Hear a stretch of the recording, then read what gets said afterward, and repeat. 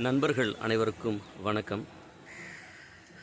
நான் பேசக்கூடாதுன்னு தான் ஆசைப்பட்டேன் இந்த போர் தொடர்பான செய்திகளை.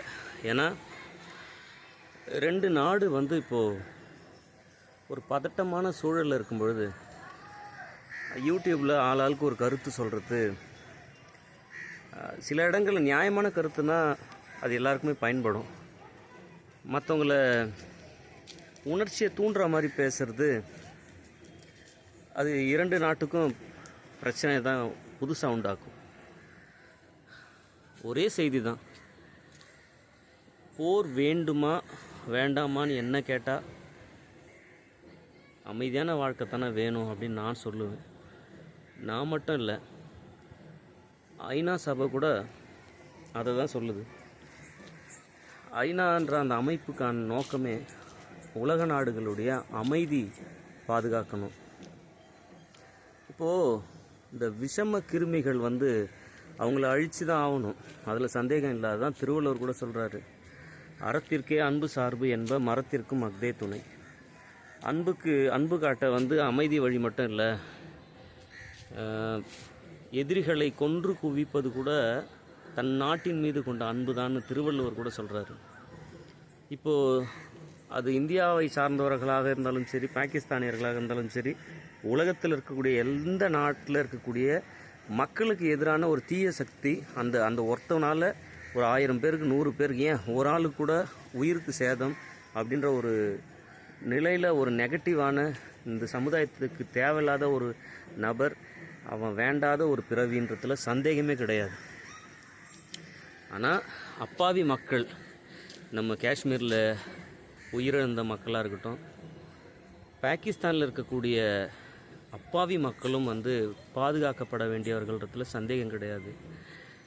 வைகோ போன்ற தலைவர்கள்லாம் கூட என்ன சொல்கிறாங்கன்னா, நீங்கள் தீவிரவாதிகளை கொன்று குவிங்க, அதில் சந்தேகமே கிடையாது, இந்த அப்பாவி மக்களை கவனத்தில் வச்சிங்கன்னு ஐநாவிலேருந்து பெரிய பெரிய தலைவர்கள்லேருந்து அவங்க எல்லாருக்குமே என்னென்ன அடிப்படையில் எல்லாரும் ஒரு மனிதர்கள் தான், எல்லாருக்குள்ளேயும் ஒரு மனித நேயம் இருக்குது. அறம்போல் அறிவுடையரேனும் மரம்போல்வர் மக்கட்பண்பு இல்லாதவர்னு திருவள்ளுவர் சொல்கிறார். நம்ம எவ்வளோ தான் பெரிய பெரிய டெக்னாலஜி கண்டுபிடிச்சாலும் ஹியூமானிட்டி இல்லைன்னா அவன் மனுஷனே இல்லைன்னு திருவள்ளுவர் இதையும் சொல்கிறாரு. மக்களே, நம்ம இந்தியா நமக்கு எந்த அளவுக்கு முக்கியமோ, உலகத்தில் உள்ள அனைத்து நாடுகளும் நம்முடைய நாடுன்னு நம்ம தமிழ் புலவர்கள் யாதும் ஊரே யாவரும் கேளிர்னு சொல்லியிருக்காங்க. நம்ம வலிமை இந்த இடத்துல முக்கியம், நான் இல்லைன்னு சொல்ல வரல. எதிரில் இருக்கிறவன் உண்மையாகவே ஒரு கெட்டவனாக தான் அவன் அழிக்கப்பட வேண்டியவன், அதில் சந்தேகமே கிடையாது. அனைத்து கட்சிகளும் நம் பாரத பிரதமருக்கு ஒத்துழைப்பு கொடுக்குறாங்க. அவங்களும் மிக துல்லியமாக தீவிரவாதிகள் இருக்கிற இடத்துல தான் தாக்குதல் நடத்துகிறாங்க. ஒரு பக்கம் அவர் இந்த தேசத்தின் தந்தை மாதிரி இப்போது இருக்கிற அவருடைய அந்த பொறுப்பு ரொம்ப முக்கியமானது. அதனால் அவங்க ரொம்ப பொறுப்பாக செய்கிறாங்க, அதில் சந்தேகம் கிடையாது.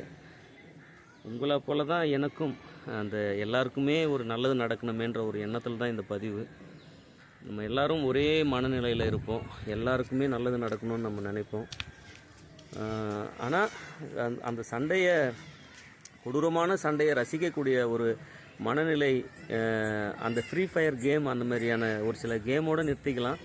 நம்ம லைவாக பார்க்கணும் இது ஏன்னா எனக்கு என்ன யோசித்து பார்த்தா ஒரு விஷயம் தோணுது.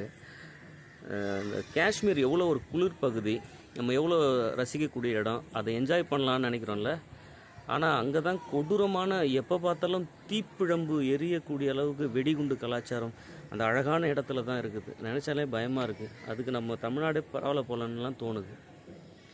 எது எப்படியாக இருந்தாலும் சரி, வதந்திகளை பரப்பாமல் மனிதநேயமிக்க சில உரையாடல்கள் நிகழ்த்தப்பட வேண்டும். மகாத்மா காந்தி அவர்கள் சொன்னது தான், கண்ணுக்கு கண் என்றால் இந்த தேசம் குருடாக போயிடும் அப்படின்றாங்க. பார்ப்போம், பொறுத்திருந்து பார்ப்போம். நல்லதே நடக்க வேண்டும் என்று கணியன் பூங்குன்றனார் வழி யாதும் ஊரே யாவரும் கேளீர் அப்படின்னு நம்ம சிந்திக்க வேண்டிய இடத்துல இருக்கோம். இப்போ நான் பேசுனதுலேருந்து ஒரு சிலருக்கு என் மேலே கோபம் வரலாம். ஏண்டா காஷ்மீரில் இந்த மாதிரி நடந்திருக்கே, உங்கள் வீட்டில் ஒரு ஆள் இருந்தால் நீ இந்தமாதிரி பதிவு போடுவியாடான்னு கட்டாயம் ஒரு சிலருக்கு அந்த எண்ணம் எழலாம். நான் பாகிஸ்தானியர்களுக்கு ஆதரவும் இல்லை, இந்திய செயலை வந்து எதிர்க்கவும் இல்லை. இது ரெண்டுத்திலையும் ஒரு யோசித்து பார்க்கணும். நம்ம எல்லா யாதும் முறை யாவரும் கேளுன்ற மாதிரி இந்த மக்கள் வந்து குடிமக்கள் காப்பாற்றப்பட வேண்டியவர்கள், தீவிரவாதிகள் அழிக்கப்பட வேண்டியவர்கள் என்பதில் எனக்கும் மாற்று கருத்து கிடையாது. மக்களே, நம்ம இங்கே இயல்பாக இருக்கிறோம். ஆனால் அந்த சம்மந்தப்பட்ட சூழலில் இருக்கக்கூடிய அது நம் மக்கள் இந்தியர்களாக இருந்தாலும் சரி, பாகிஸ்தானிய குடிமக்களாக இருந்தாலும் சரி, எல்லோரும் வாழ பிறந்தவர்கள், எல்லோரும் வாழட்டும். கடவுள் நம்பிக்கை இருப்பவர்கள் கடவுளிடம் முறையிடுங்கள். எல்லோருக்கும் அமைதி நிலவ. மனிதநேயமிக்கவர்கள் மனிதநேயமிக்க அந்த சிந்தனையில் ஈடுபடுங்கள். மக்களே, வாழ்க வளமுடன். நன்றி, வணக்கம்.